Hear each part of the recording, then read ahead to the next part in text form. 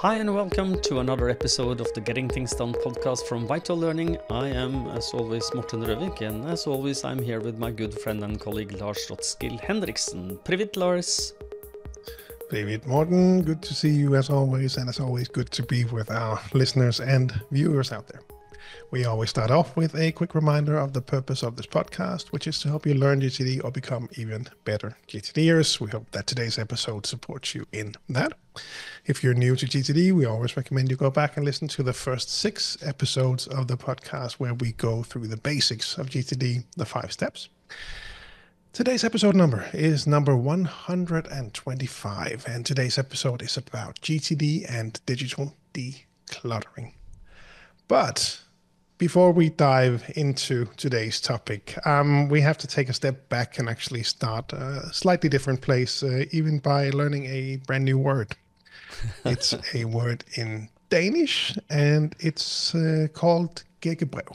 I wish that, it's both with the Danish R's, which can be hard to pronounce. We even have a letter that you probably wouldn't find in your own native alphabet, but you can find it in the show notes. So Gækkebrev is something that is uniquely Danish, apparently, which I did not know. But just a quick recap. It's it's hard to describe, but it's like a teaser poem. It's roughly translates to a snowdrop letter. So it's this Danish tradition that we have in the weeks before Easter, where children, they will, sit down with, a sheet of paper, and they will fold it a number of times. They'll cut it a bit, so as they unfold it, it'll have these nice patterns. And then the letters will be anonymous, but you will sometimes write a small, rhyme in there, and then you will sign a number of dots corresponding to the number of letters in your name.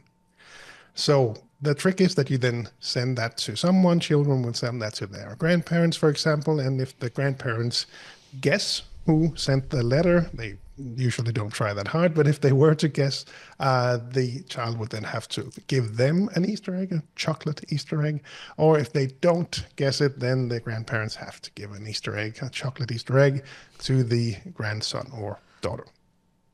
So that's... You're about to give someone an Easter egg, I think, but you don't know who. Let's see. And frequently, at least originally, this letter was then accompanied by a vintergæk, which is I think they're called snowdrop flowers, which are some of the first flowers of the year. So that's where I think that comes from. So, and normally, as I said, it would be a letter that you fold out. But instead, I found this in my mailbox, or in my physical inbox even.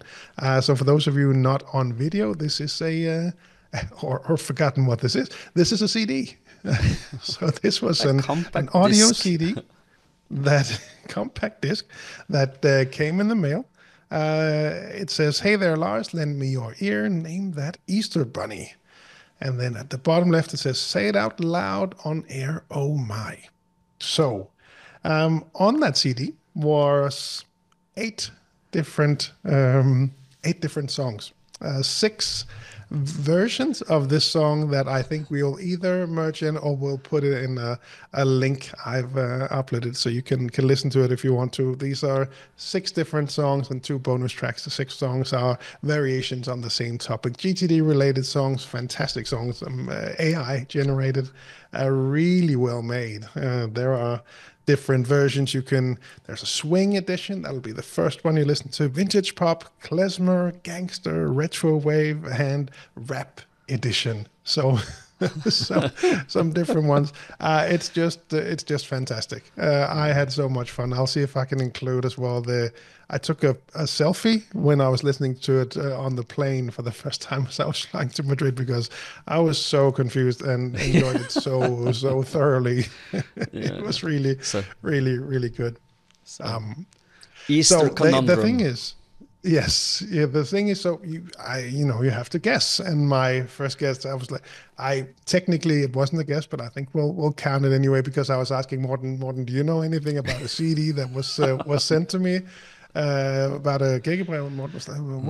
What is that? So I think that counts as a guess, which means I only have two, but I really have very little to go by. I don't have any dots anywhere here. So Oh, it can be dots in the maybe it's 6 songs. yeah, Is, or I could analyze a song. Or yeah, we could go really, really yeah, deep. And there are a handful of people that I have in mind. But it's hard. yeah. But I have to go for some of the people in the GTD organizing group for the summer camp. So I have to go with Jens or Feder. I have to go with you guys. I hope I'm right, and that means that there's an Easter egg coming. If not, then I guess I'll have to bring an Easter egg or two to the summer camp this year, Yeah. assuming that Okay. it's someone that Okay. comes to the summer camp. Yeah, exactly. But you know, the deduction here, since it is a very Danish tradition, probably it is a Dane. It must be somebody who is in understand what getting things done is, and then yeah, you narrow it down. We talked in the pre-show that I suggested you take fingerprints or you know, collect DNA and send it to 23andMe to try to see if you're related to this person. Hey, have you thought about that? It could be somebody you're related to. Let's see. At least Yeah. in the song, it's mentioned that my inbox will be overflowing if I don't guess correctly. So I'm kind of nervous now that we have my guess out there. But let's see. Has computer So skills this airs at the end of May, and we have the summer camp mid-June. So let's see. But Yeah. in any case, so much creativity, and again, GTDers are the nicest people. They are, and if you are wanting to have a look at this, check the show notes. I'm sure Lars will include the link to the YouTube version of this, so you can listen to it and see if you can. And if you get any good ideas, yeah, send maybe them you can Lars' edit way. this I don't know how that would work, but yeah. Yeah. No. Okay. And back to today's topic, I guess. Yeah, unless we wanted to just, quick update from our end that we had we're just back as we record this from the GTD Masterclass retreat we had last week. I don't know if you wanted to mention that. Yes, you're absolutely right. I'm just eager to get started with today's topics. So that's me, Mr. What's right in front of me. No, but we just came back from 3 days in Denmark at a castle. Where we were having the great privilege to be with the 9 very intelligent GTDers and people who are really wanting to up their game when it comes to getting things done, and specifically the horizons of focus, which was the focus of this retreat. 9 people plus David Allen, and Lars and I spent 3 days, but 2 days of training and reflection and coaching, and the feedbacks were just phenomenal. It's like happy to say. Yeah, and it is like I looked at the natural planning model we did, where we described wild success, and it was ticking all of the boxes. So it's like, wee! We did a good job creating a retreat. So we are now considering doing it again, and just brief overview of the thinking is that we will now pre-approve the people who were there this year, and but we would like to have a selection process. We will open up this worldwide, but then where you have to apply to be part of this, because we want to make sure that the people that we are saying yes to are fitting with the other people, so that we get a good mix of people with the mind at the right place. And that's so it's going to be an approval process there, but you will hear about it here when it becomes true. Anything to add, Lars, it was a great. No, just it was a lot of fun fantastic. again. Nicest people, nice surroundings, and yes, we did. We aimed for the horizons of focus, and we started off every day with a mind sweep, and it's everything you would expect from GTD. So a lot of fun, and won't be the last time. Yeah, and all the participants get coached by David Allen and coached by Lars and coached by me. So it is an opportunity to work on your higher horizons if you want to get good at that, or just haven't done it yet and want, but do believe in the power of horizons of focus. That might be a good thing for you. It's going to be sometime in 2026. We believe. More info to follow. Anything else you would like to add, Lars? No, let's dive into today's topic: digital decluttering. Yes, the topic suggests that you might have some clutter digitally in your system, on your PC, on your phone, in your files, in your photos, in whatever digital place that you have. And the thing that I decided I wanted or I would suggest we started with, and Lars agreed with me, is to start with a natural planning model here. So if you think that this is something you might want to do, then starting with the natural planning model, a part of getting things done, read a book, read up on it. It is a good thing. We also did an episode about the natural planning model, Lars. Would you make a note? Episode number 10. Episode number 10, but link to it as well if you can in the show notes. That makes it easier for people to jump. So, no, the natural planning model asks you to start with where it's natural. It's like, why on earth would you like to declutter your PC, Mac, phone, tablet, whatnot? So start with the purpose and trying to figure out why would you do that. It might be, if you're going to brainstorm, Lars, help me now. Why would you like to declutter? What kind of value would you get from that? Well, it's nice and easy to find the things I need, which I really appreciate, because that leaves time for many other things that I would like to have time for. Yeah, perhaps that could be a starting point. Yeah, finding the things that you need to find when you need to find it without using a lot of time and energy. So if you declutter, it will be easier. Easier means faster, means more productive, means maybe less energy spent on trying to find things and more energy to spend on being happy, which is a good thing. Then I would like to suggest that you look at the standards you'd like to adhere to. So standards could be also interpreted as framework. What is the outer walls of this? Like, well, I want to declutter my Google Drive, or I want to declutter my photos, or I want to declutter what you want to declutter. Just make the outer boundaries of this project that you are about to embark on. And then I would suggest that you look at while success, which is step number 2 in the natural planning model, how will it look and feels when successfully what did I write here? Successfully implemented.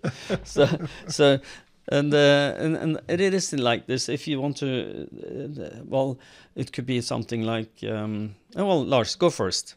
How would you describe while success? I have some ideas. You can't make your own natural planning model and throw it to me. I'll have to go. I have the support of the listeners. You saw the comment on my YouTube page. Yeah. You can't just throw it to me. Okay, I will go first then. I'll throw it back. Okay. So while success, as I could see it, is that I will find my, let's say that I want to declutter my Google Drive, maybe personal one, And it could be that I can easily find the files that's important to me, and I do not have trash there. I have only things that are either something I like to retain there for archival purposes, or I have action or project support material there, and everything else is not there. And that is, for me, how would it look and feel? And maybe then I can, because I find it important to make it emotional for me to get engaged. So I would probably say something like, I feel it is easy to find my files, and that makes me happy because I don't spend a lot of time digging around in dirt. So, anything to add, Lars? Now, maybe. No, that's a nice framing. Again, just making sure that the stuff that you keep is stuff that you do want to keep. I think that lines up with your vision. Absolutely. Yeah. So the next step in the natural planning model would be to brainstorm. So brainstorm what do you want in detail to declutter. So you know what you want to clean up. Make sure that what else could be relevant. For example, would you like to have there are some softwares out there that can help you find duplicates of files. Would you like to start with researching maybe a little bit about those kind of files? Maybe you have some programs that will sort your files by size. So if you want to delete all big files first, just to clean up little, that might be also something you can do during brainstorm. Do you have anything else you would like that comes to mind for you? No, I think with this focus, I think that makes sense to limit ourselves to that. Yeah. And there are different ways. I mean, if we're going to extend this episode, as we record this in May of 2025, and you watch this in May of 2026, it may be that AI is already a big part of this, can perhaps help you set up a right structure or come up with ways to organize, help you find duplicates, etc. So that might also play a part in digital decluttering, looking further into the future. Yeah. And then I would, when after you brainstorm, it is a good idea to organize this as a project or sub-project of a main, digital decluttering 2025 finalized, and then create sub-projects for this. So, for example, clean up my desktop on my computer could be one small project. And what I would suggest that you do, if you consider doing this, give yourself a quick win, to just feel the positive energy after you've clarified something. So choose something to start with that is fairly fast and easy and will give you a quick win to finalize. So declutter some part of your life that is helping you to feel that, well done, I did something good, it feels good, let me do the next one. So, or at least plan the next one. So when I've done that, I would suggest that you set aside time to do this, because it is always something, I will clean up sometime. It is a very easily procrastinated thing, at least it would be for me. Yeah. Do you agree, Lars? Decluttering is not exactly, it doesn't feel like it is of course productive, but it doesn't feel like it is giving a lot of value in the moment. So that is some of the problems we might have for this, at least I would. So I need to make sure, set aside time. That's my procrastination killer, what you call that, weapon, is that I put it in the calendar and I decide I need to focus on this for this amount of time. And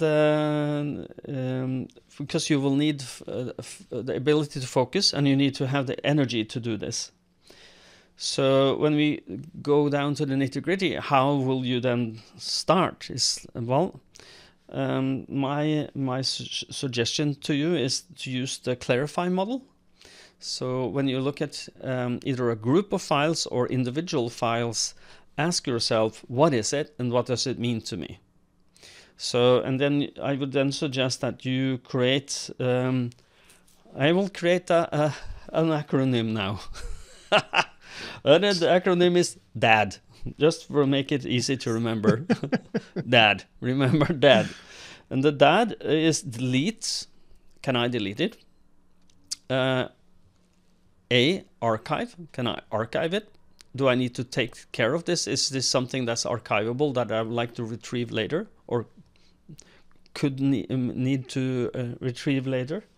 Or is it do, which is the last D, do now or later, which means that a file can become an active project, or it can be something that you would like to do later, which is a someday maybe.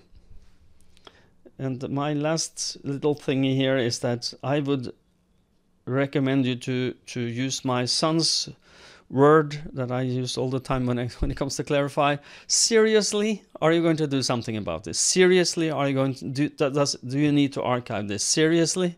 Delete is fairly easy, because if it doesn't have any future action or value, then of course you should delete it.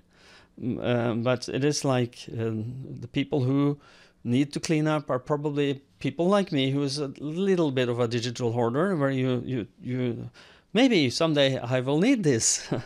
Have you ever done that, Lars? Have those sentences?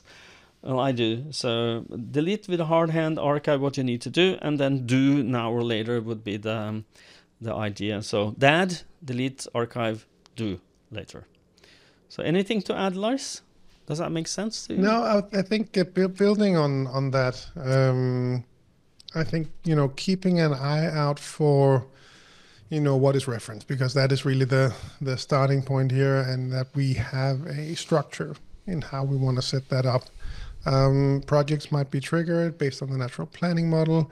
Make sure you also have a good place for project support stuff, because you might come across things where I want to have this handy in relation to this project, but I don't want to throw it in the big archive, the big reference folder, so it's lost somewhere on Google Drive. I'm sure you could always find it, but it can perhaps feel nice to have handy. So you might want to have a folder on your desktop, or a separate folder structure where you have the information at hand that you need in relation to a project or a next action.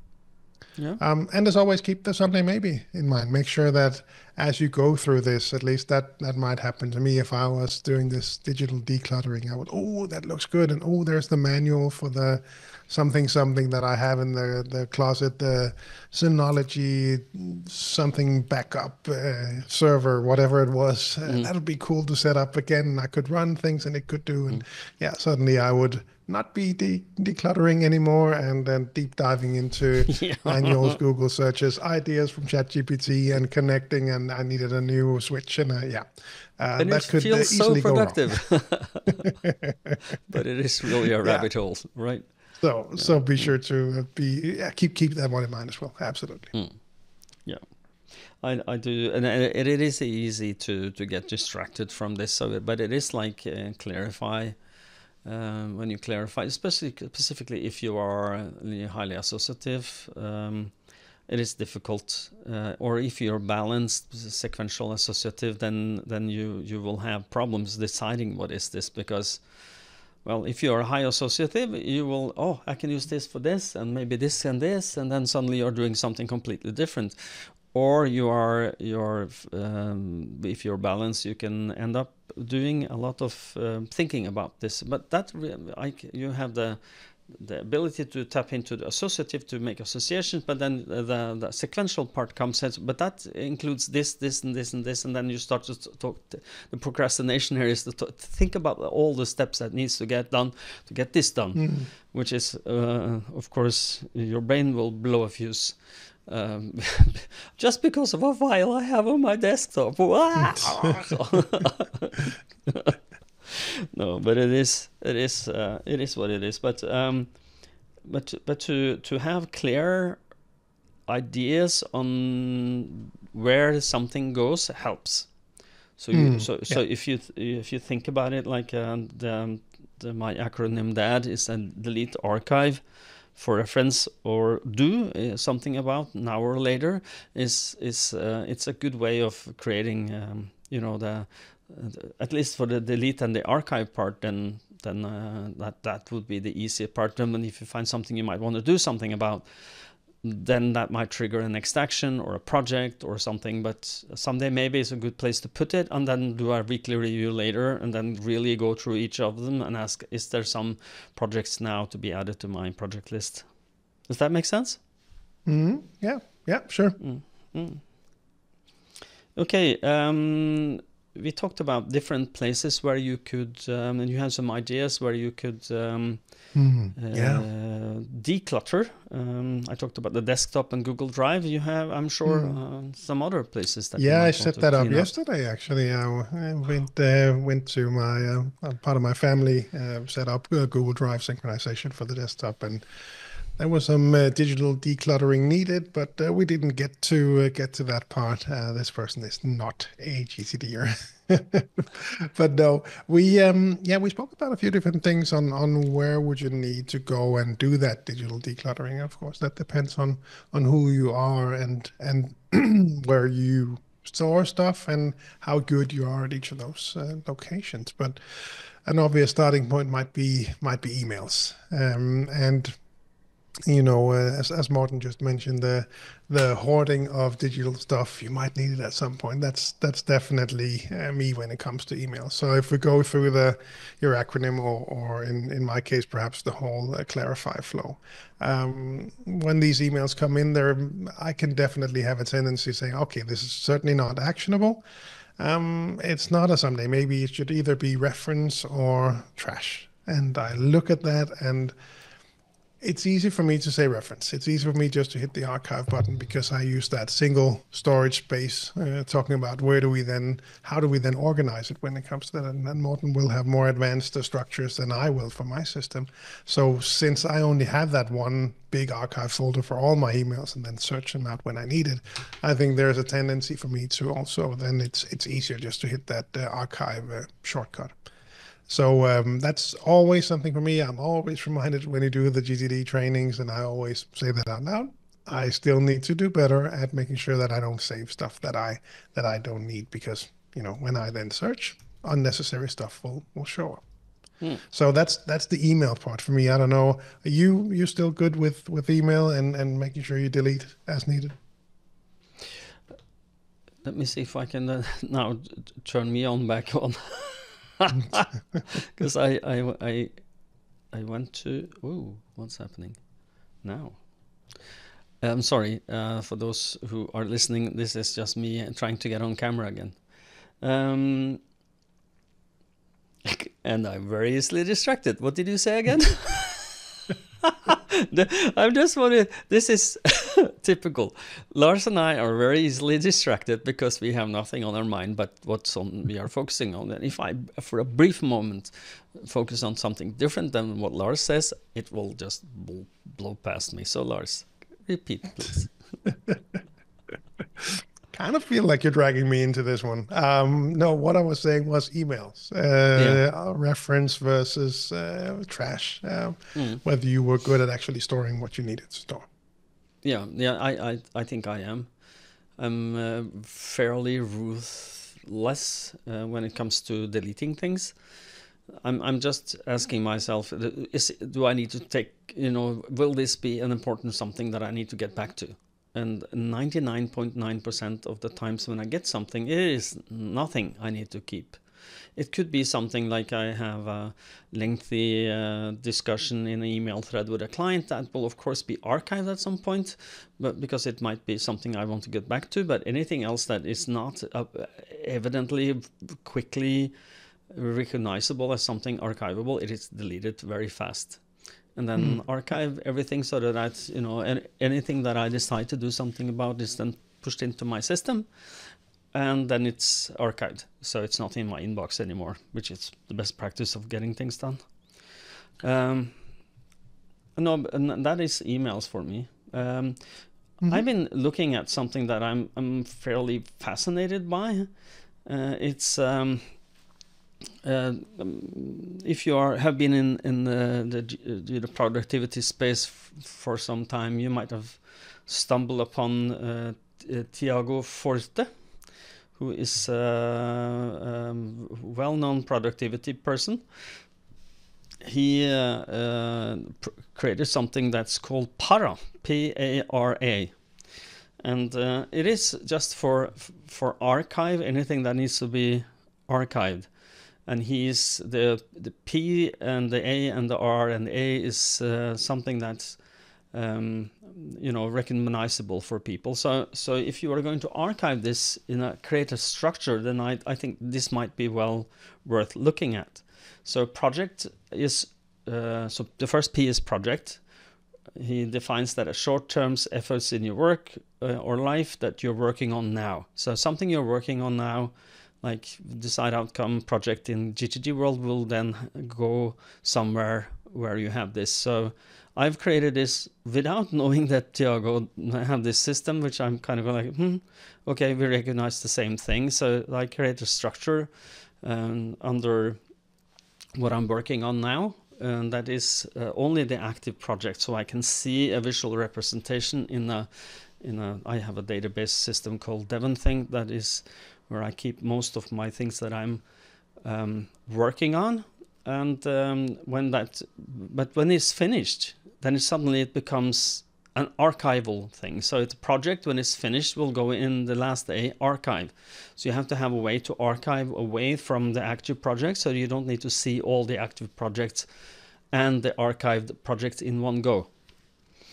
When I do coaching with people or when we do training with people, one thing that I always see is that a lot of people love their folders in their emails, so that you have like 50 folders with different names, and just maybe 5 of them, maybe 10 of them are active. The rest is finished. And it becomes digital clutter. So and the digital clutter in the way that it is mentally pulling on your attention, whether you know it or not. And so what don't create mental copies of things that are finished. They are okay to clap yourself on the shoulder, but if you see that, your brain will start remembering what was this about, and it starts digging into it. So get it out, get it into an archive. And then the A in the para is area. So it's long-term responsibilities you want to manage over time, and that might be what we call areas of focus, or areas of focus and accountability in the getting things done hierarchy of the horizons of focus. So long-term responsibilities you would like to manage over time. So it could be, for example, you have you're responsible for paying the taxes, or do reports. That's part of your job, and you need some action or project support material for that, but the project isn't birthed yet, so it will be created in 6 months to do that.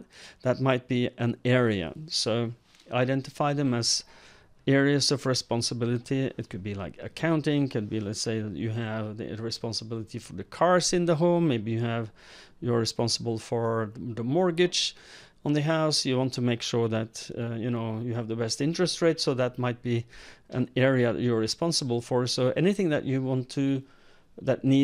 need to have pertaining to something that might become a project or will become a project could be in your area. And then you have resource. That's the R, so PAR, resource, topic of interest that may be useful in the future. Let's say I have things here that I have an ongoing project that's I want to learn Turkish, and I have a lot of material learning Turkish spread over a lot of different platforms. I might want to consolidate that into a resource for learning Turkish. So it could be a resource library that I will visit because I need it to learn Turkish.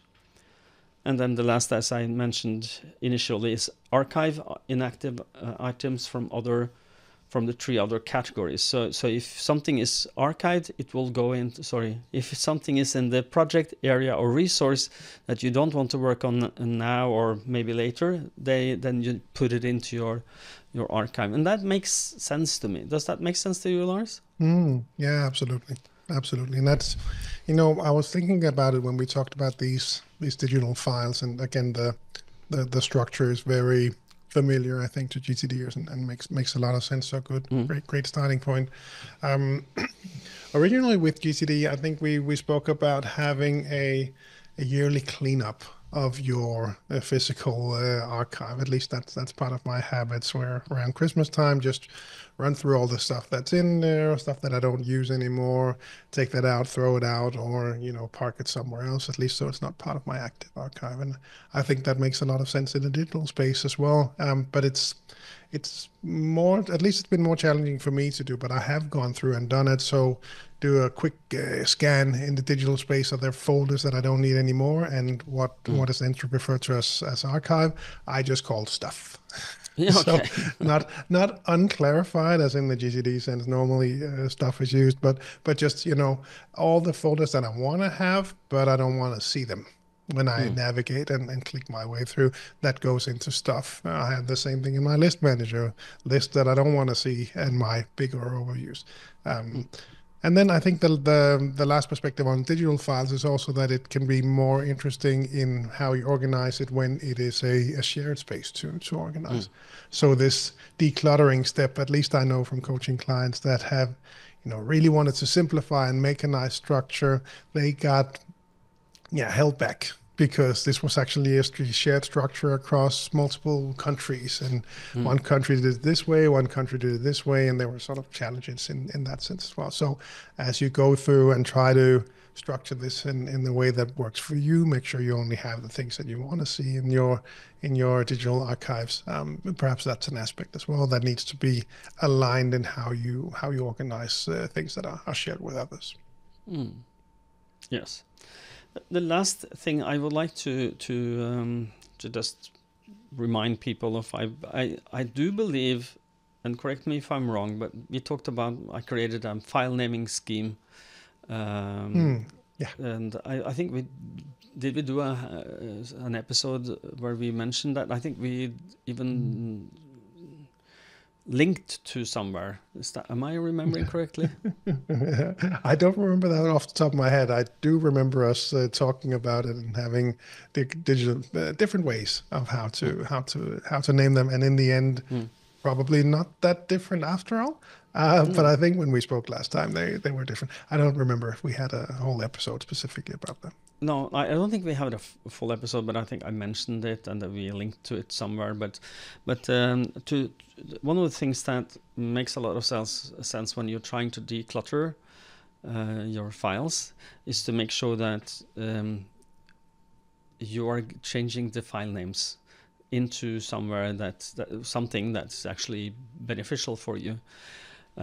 So the scan _456k.pdf is not very easy to find and understand what it is. But if you change the file name on it, it will be able to, you will be then able to find it again, and to also find it in all the other stuff that you might want to do. So my file naming scheme is as follows, and this is just a suggestion. I'm using what's called a text expander snippet to create this. So if you haven't Google text expanders or go to YouTube and type text expander, you will understand what it is. But it is a little piece of software that helps me rename my files easily. So my first suggestion is that you use dates as the first thing you meet in your email. No, sorry, email in your file. So change the file to either received or state changed. So that means that if you receive a document, and that should be the date. And my suggestion is to do it by year dash month, and then dash day. So it's like 2005-05-05 for the date when it's received. And then what kind of document is it? For example, is it lease for an apartment? Is it a contract? It is an email from someone. So it could be email, contract, etc. And then regarding what?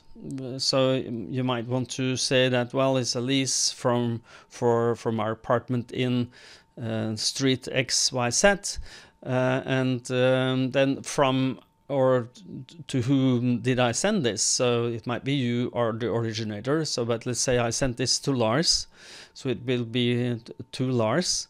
And then what is the state of the document? And that is what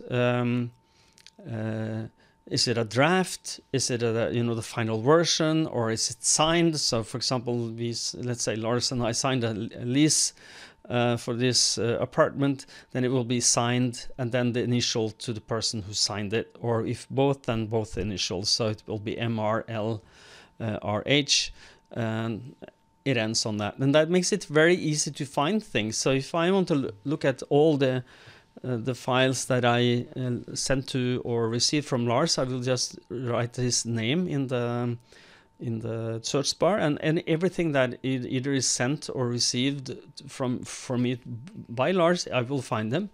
Let's say that I want to find all the files sent in May 2025, then it will be 20-05, and then enter, and all the documents that has that in the file name will show up. If I want to look at the lease, for example, I can just search for lease, and everything that has to do with lease comes up. And it makes it so much easier to find things. And the reason we are using the year, also the date first, is because if you then do chronologically received, no, alphabetically, it will the one with the newest date will be on the top. And you can then scroll down, it will be in chronological order because you sorted by alphabet. I'm sure this is not something you do, Lars. Is it? No, not to that level. No, for example, coming back to the masterclass retreat that we just did, just looking at the naming here, it just says GTD MCR 2025, then the name of the presentation. So I think that's typically sufficient for me in order to find what I need. And it is, of course, whatever is important for you. How do you want to do this? And my suggestion here is just a suggestion. It's something I use that makes it easier for me to find the things that I need to find when I need to find it. And doing it this way, you do not need a filing structure. You just save everything in one folder. You could, if you wanted to, because you can then basically create smart folders with searches. For example, let's say I want to see everything that has to do with Lars, then I will just create a smart folder search saying that I want to show all the files that is pertaining Lars Rothskill Henriksen, and it will show up. It's fantastic. And that could be your project folders for active projects. Could be the masterclass retreat, GTD MCR, could then be in the file name, and everything that has pertaining to that's easy to find. So it is different approaches to how to manage your files. Yeah. But I think coming back to what you were saying about email, I think the email is one of the at least very common ones that we come across, and I'm sure would be for the listeners and viewers out there as well. And trying to simplify that structure is a lot of help, and that's what you described is also what I try to go through when we have a training, that we sit down. All right, you have 50 folders, or you have 250 folders, or you have 1,000 plus, which actually has shown up as well. So having those, just drag them down, becoming subfolders of that standard archive folder that we have in Outlook for the most part. Just so you have a simple overview of the folders that you actually want to see. And it's one of those places where we talk about GTD and the ways of working. Now it gets really practical, and you start to move things around, and people get, a bit sweaty palms. But it really is helpful to get that out of the way and seeing what you need to see. I think I'm more sensitive to this than your average person, but everyone just benefits from only seeing what they need to see and making sure that that's a nice, clear overview. I think that really helps. Yeah, I do agree with you, and I don't think people understand how much mental energy is spent on clutter, and how much release they get when they declutter, and how much energy arises. Like when you do get to inbox zero, or no emails in your inbox because you've clarified and organized everything. It doesn't mean everything is done, but it needs it does entail that your work is not in your inbox. That feeling of joy and euphoria is something that's tangible for a lot of people. And the same thing is that, why are you keeping all these files? It could be that you feel the fear of missing out. I'm scared to delete something or move something because I'm afraid I can't find it again. And I come across, and I'm sure you do too, a lot of clients that have, when we coach them, we see their desktops. It is full of files. And when I ask them why, and it's like, well, I don't want to miss something. So the desktop is your system. And that is a mind shift for a lot of people, that to just have one system, which is getting things done, recommends you to just have one system where you go to find what you are supposed to do. Then look at your desktop and ask yourself, is that organized the same way as my to-do? And probably it is not. So it's better then to move everything into folders or somewhere away from your desktop, and then put it into to-do or some other app that your digital, or it probably needs to be digital list system is. And because if every time you look at a desktop, just ask yourself, look at all the files, and does it make you feel good? And I'm sure that if you look at one of these files, you will find something that you should really have done something about that you haven't done yet. And it creates a lot of negative energy, or negative emotions when you look at them. Has that ever happened to you, Lars? Have you ever find a file that, my friends, but I really should have done something about that, but I haven't done it yet. Has that happened? No, I definitely see that in putting it on the desktop. And so I'm downloading a document that I need to do something about. I drag it to the desktop because the desktop folder is synchronized across the different devices that I use, but then it just sits there and looks at me. So I need to do something about that in some way, and that certainly does happen. I see two files on my screen right now, and they are good examples of that. Just support files, tickets that we need to go to see a football match. I just need to rename that file and put it in the support folder. And the other is a screenshot for something that I want to post on the community in VitalLearning Denmark. It turns out that when I write longer weekly review in my Google Calendar, the image that it automatically picks is some wine bottles in sort of a party mode. So I thought that was beautiful. I had to had to use that for a post in there as well.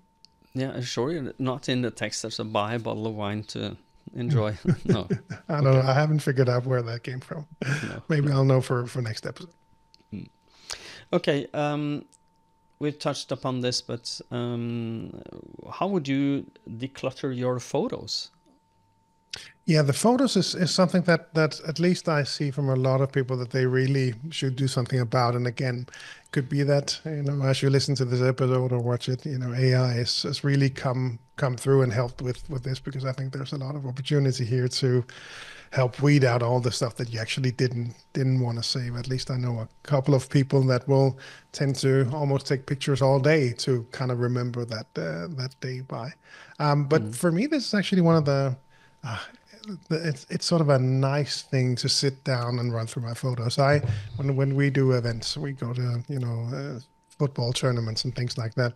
I'll take a lot of photos for the kids, and just sitting down the next day or whenever I have a moment and sit down with the iPad and run through and select the good ones and keep them and remove the rest. For me, this is this is a fun pastime. So that part when it comes to digital decluttering is very easy for me, but I know that's not the case for everyone. I don't know what about you.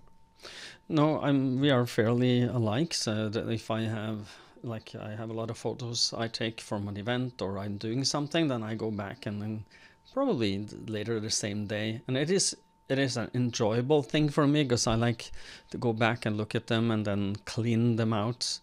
The ones that duplicates, choose the best ones and just keep the gold. I'm trying to focus on what's gold here, what is capturing the moment, what is, and if I have 10 of the same, the same subjects and the same, then I try to find which one encompasses everything or which two maybe encompasses, and the rest is just deleted. But if you don't do that, then decluttering is absolute, because then you declutter on the fly, as first in, first out. It's like you do it on a regular basis, but if you are decluttering on and after the fact, that might be more difficult. But just to be, my suggestion to all that are trying to do something about this is go for it easy. Go for the. And when I go for easy, it's like look at the events that you've captured and then ask yourself, do I need all of these photos? And then just scroll through them. I'm high observer, so I can, if I flip through 5 photos of the same subject, I can then say, okay, this is the best one, and then I just delete all the others. And but it takes a little time to do that, and then but it takes, but it is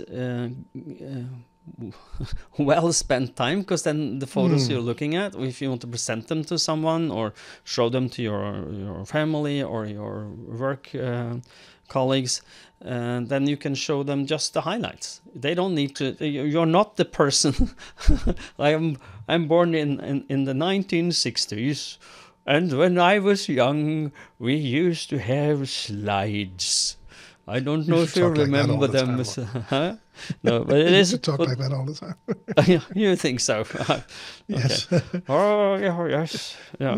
No, but going back to that, I remember very vividly that that when you come to see some family somewhere, you went to see some friends, or that's my parents' friends, that is, and they had slide projectors, which is kind of a machine that shows these slides, and then you have a screen that this is shown on, and you look at all their photos, and they're having a great time because they were there and they enjoyed it, and then now they can see it again and present it to you, and you are just bored. You're bored.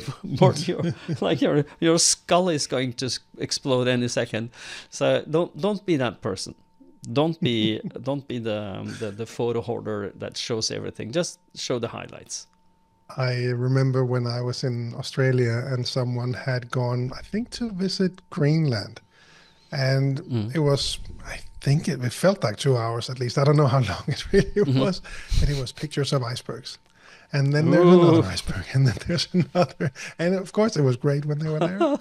For the rest of us, after the first 10, then maybe that's enough. No, but when it comes to those photos, also another good reason, at least for me, to clean out the ones that I don't want to keep is the memories function. I think that's what it's called in English, at least. When I use both Google Photos and Apple, and they also pick out, all right, a year ago you did this, or 10 years ago you did this, and the stuff that it shows up and makes small videos, I love them. It's a great way for me to be reminded of all the fun stuff that has happened over the years. But I don't want to see the pictures that I don't need or that I don't want to see anymore, right? So making sure that the stuff that it actually keeps for you, that that it looks through when it creates those memories, I think that's, for me, that's at least a valuable thing to make sure that I'm reminded about the things that I do want to be reminded about. And if you create like a little video, so you don't have to sift through like 200 photos that you don't need to include in your, creating a video or, memory presentation. You just have the ones that are really good ones. So you don't have, oops, that was he blinked and that was not the photo I wanted to show. So, yeah. Okay, as always, we are, we talked before, we will not have enough to talk about. Now we are closing to 55 minutes. So I don't know about you, Lars, but are you ready to take us out? Almost. No, I think just the digital notes, and just going through that, and much of what we have spoken about already applies there. But just making sure that you have a process for that, and it could be for decluttering as well. If you keep too many things, I think for me it's easier with the notes. I kind of know what I want to keep and what I want to throw out. Keep a fairly simple structure as well. I use just Apple Notes for that, but having a process and a way to work that. If I have a sales meeting with someone, I have a button that creates a blank sheet with a few sort of headlines that I need to fill out as we go through the meeting. It stays in one folder, which is my inbox in my note system, and then that means as long as there's a number next to that folder, that's an inbox for me to clarify and organize.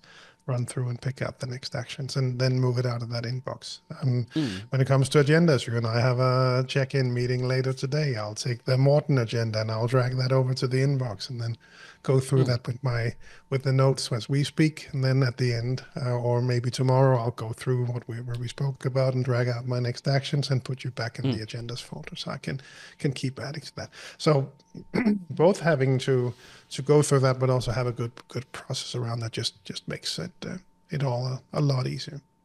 Yeah, indeed. And then the last one I wanted to mention, just we set the frame to be digital decluttering. Of course, much of this could apply to the physical world as well. And just a reminder to everyone to pen and paper works fine as well. Don't be scared. And as always, I say this as much to myself as I say to everyone out there listening. But yesterday we were planning a trip to Norway, actually, and going through some different options. When would it be suitable for our calendars? What about the different prices? Just having paper nearby and drafting we could do this, we could do this, and it's just makes it so much easier. I think I will have a tendency normally to say, all right, well, I'm in front of the screen, so let me find a way to do this digitally, and have good pen and paper nearby. I even have a fancy new pen here at the office. I have the right paper thanks to Dan, who was at the MCR. At home, I have a great pen now as well, thanks to Kiran, who was also at the MCR. So it's having that flexibility in choosing the right tool for the task at hand. I think that's the starting point, or the last thing that I wanted to mention to everyone out there. Create notes where you want to create them, but when you create notes, it's of course, if they are not already digital, it might be beneficial to digitize them in some sort. Yeah. And one thing that just pops into my mind is that I've been using a function on the iPhone a lot lately. So if I want I created a folder just called underscore, and then I have two, one private and one for VL, which is the way VL will be my work VitalLearning inbox, and then I will just tell Siri, hey lady, scan a document, and she will open the camera, and she will I will point it at the document, she will auto find it, and then I just say, and then okay, it's okay, it's then it's in my either of the, and then I can choose which folder I want to have it in, and normally that will be the work folder, and then I will clarify that later. So just, and where does it belong? Where does it belong in my system? And that could be a note on just a paper note that I took, or it can be an invoice, it can be a receipt that I need to tend to later. I want to keep. So I'm using that a lot. So just a tip for those of you who are in the Mac system, and you can do it. You can then save it into the iCloud drive that we all have, that is, Mac users or iPhone users, that you can save it there. That is the best way I found to do it, so I don't have to dig through a lot of folders, easily accessible on all my devices, and then I can move it into the system later. Okay, now Lars, art thou ready to take us out? I think we covered everything as always. We hope that this was helpful for you. If you have any questions, it's been a while since we had a listener questions episode, and the reason is that we're not getting as many listener questions as we used to. So if you have any questions out there, be sure to send them to us, even if it's sort of you almost answered this in a previous episode. Be sure to send it to us, because there may be different perspectives or variations that we can add. So be sure to send them to us. podcast@VitalLearning.dk, and we look forward to hearing from you. Yes, indeed. Then the reminder that we always do at the wrap-up, which is, of course, about the GTD Summer Camp. GTD Summer Camp 2025 is the next one coming up. We're really excited about this. Participants from all over the world again, Europe, North America, Asia, to even from a certain Mr. David Allen as well this year. So it'll be a lot of fun, June 14 to 15 in Denmark. Again, more information at gtdsummercamp.com. That's also where you can sign up. As we record this, we only have a few seats left. So if you were thinking about going but weren't sure, be sure to go over there and sign up as soon as you know, at least. Yep, go there. Then come we there. Also remind you, we need to align a bit on this one. We also remind you all to head on over to VitalLearning.eu, because that is where we have the website that's covering all of the Nordics plus countries that Vital Learning operates in. So have a look around there.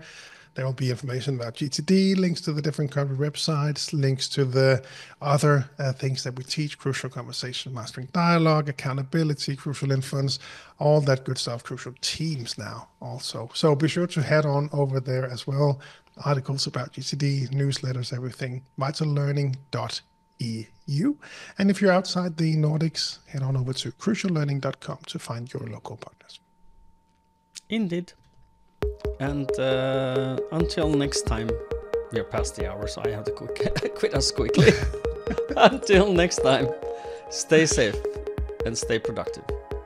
Bye-bye, everyone. Bye-bye.